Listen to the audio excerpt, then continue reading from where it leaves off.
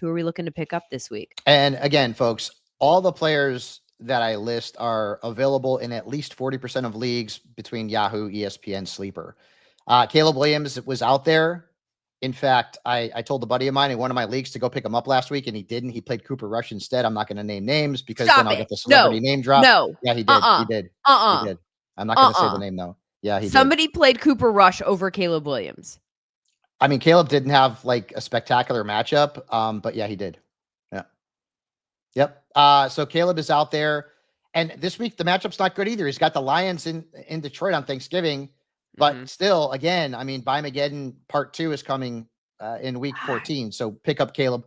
Russell Wilson's got the Bengals this week. It's a good matchup. You could pick him up. Drake May, at least for quarterback depth. Jameis Winston, I don't like him this week against the Broncos, but he has proven that when the matchup is right, he can give you a good stat line. So Jameis Winston also is somebody to grab. Derek Carr is floating around out there in a lot of leagues too. He's got the Rams this week, so that might also be an option. We're going to hit the running backs. Yeah, Gus Edwards is going to be, as I mentioned earlier, the number one ad in fantasy football this week. We don't know how long J.K. Dobbins is going to be out, but based on his past injury history, my guess is that he won't be back this week. Atlanta, great matchup, and Edwards is in an offense that's going to lean on the run. Amir Abdullah, go ahead, Lindsay. Is there anyone else there that you are interested in terms of pass catching skills with J.K. on the shelf? I mean, they got Hassan Haskins there as well behind him, but my guess is that you're probably not going to see anybody come out and catch a lot of balls out of that backfield, considering Dobbins is, potentially down for a little bit. Okay.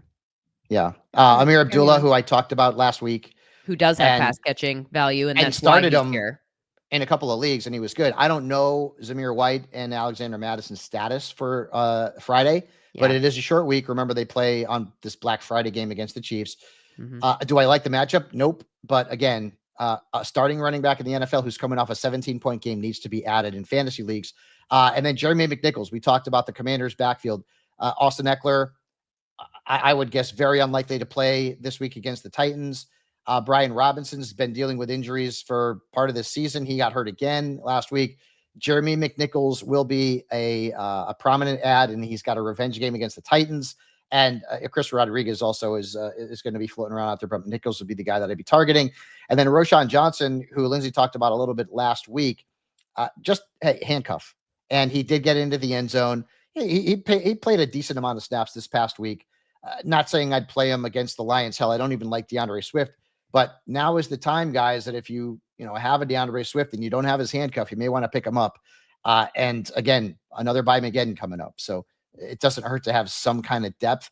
Remember, these players are one injury away from being valuable in fantasy. So sometimes it's one of those things where you pick up a guy and you see what happens. Wide receivers. Keon Coleman's got to be close to coming back. He's missed already a few weeks with the injury. And he got cut in a lot of leagues. And before he got cut, he actually had a couple of really good games in a row, double-digit points, and 2 straight games. So he's worth an ad. Elijah Moore is worth an ad. I know he didn't have a great game last week. He had 3 catches at the half, and then it started snowing like crazy. And remember, Cedric Tillman got hurt last week. He had a concussion. And even though he has a little bit more time to recover from it because it was a Thursday game and now they don't play till Monday, if he's out, Elijah Moore is going to get targets. Marquez Valdez-Scantling, 2 big games in a row, did not get picked up in a lot of leagues last week because the Saints were off. So he's worth an ad. Nick Westbrook-Akina, who has had double digits now, Lindsay, in 3 or 4 straight games.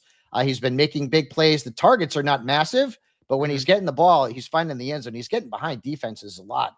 Alec Pierce, as we talked about with Josh Downs being down, Demario Douglas also worth an ad for the Patriots. He's the only really wide receiver in New England that has any kind of fantasy value. All right, dirtbags, let's talk about other ways to play fantasy football. Do you guys know about PrizePicks? It's America's #1 daily fantasy sports app with over 5 million active members. PrizePicks is the easiest and most exciting way to play daily fantasy sports. All you do is pick more or less on 2 to 6 player stat projections and watch the winnings roll in. You can now win up to 100 times your money on PrizePicks with as little as 4 correct picks. You can turn your hot takes into cash. Fabs, listen here to figure out which players have the best matchups of the week. We always talk about guys that we like more or less depending on their matchup. Then take that information and flip on over to PrizePicks. See if you think that those players that we talked about will have more or less than the numbers that they have attached to them. It could be number of catches. It could be number of yards. It could be number of touchdowns. You can do it all in less than 60 seconds. It's quick and easy. And if you have a strong take about a guy that you don't have on your fantasy team, this is the place to put that take to work for you. Download the PrizePicks app today. Use the code FANTASYDIRT and get $50 instantly when you play $5. That's code FANTASYDIRT on PrizePicks to get $50 instantly when you play $5. You don't even need a win to receive the $50 bonus. It's like free money, guaranteed. PrizePicks, run your game. Tight ends. How many leagues is Taysom Hill still available? I will look that up for you right now, my friend. It's not as many.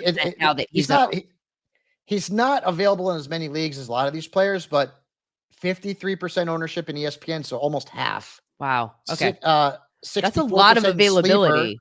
64%. So that's still, do the math there. That's still 36%. Yahoo's at 62%. So 38% there. But because he's not owned in 60% of leagues on ESPN, I'm like, I got to take a look at that. And he was off last week, and maybe some people, because of Armageddon, couldn't afford to pick up a player who wasn't playing. And I would argue too, even if you're in a shallow league, he's probably worth a pickup, because I think what we see when we look at Taysom Hill now in these blow up games in the last couple of weeks is we think of what we've seen from Taysom Hill in the past, where he is used flukily and he'll have a pop game and then he is that an adverb? And then he goes away. Yeah. Right?